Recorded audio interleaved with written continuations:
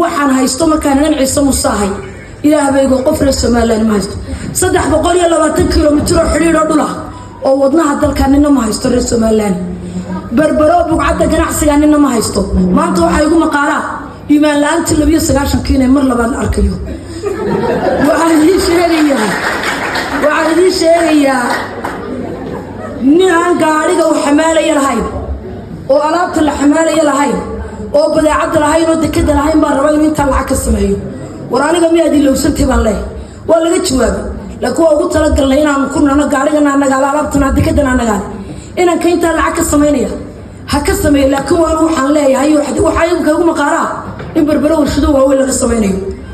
يلا حساب تمام دغ حياغي عيديده 50 سنه 300 سنه ayaan warmiye sefa ku ilaalinay ya tambeersan siiyo kabka dawladda hoose ma ugu daray ya iskuul noo dhisay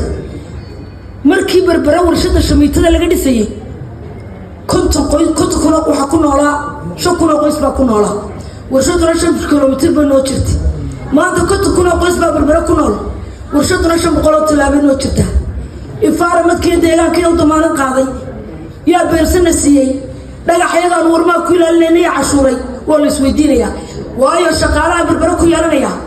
هذا الجوجل مجريو حمسة وما نيت كلا هستا هذا دك وشيء وين ما مترش بالبرة شقالة هذا يا خيرات كذا عندنا كم توفر يسمى إنسان عندنا وتوفر يسمى إنسان لكن عندي دكوا قابل يبقى لدوري